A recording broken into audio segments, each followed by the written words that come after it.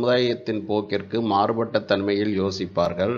அதில் குறிப்பாக 5ஆம் இடம் குருவின் வீடாக வரும்பொழுது குலதெய்வம் சார்ந்த காலாகாலமாக முன்னோர்கள் மூலமாக இருந்து வந்த அடிப்படை கட்டமைப்புகளை ஏன் இப்படியெல்லாம் நாம் வழிபடக்கூடாது, இதை ஏன் இப்படி மாற்றி அமைக்கக்கூடாது, இதனை சரி செய்யக்கூடாது அப்படியெல்லாம் யோசித்து அதுக்கான வாய்ப்புகள் கிடைத்தால் அதனை தனது பாணியில் செயல்படுத்தியும் பார்ப்பார்கள்.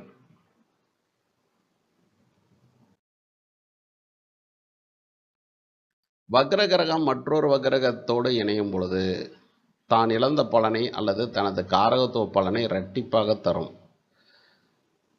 அதாவதுங்க, ஒரு வக்ர கிரகம் ஒரு வீட்டில் இருப்பது சிறப்பு தான். ரொம்ப அதீதமாக தனது காரகத்துவத்திற்காக அது செயலாற்ற வைக்கும் ஜாதகரை.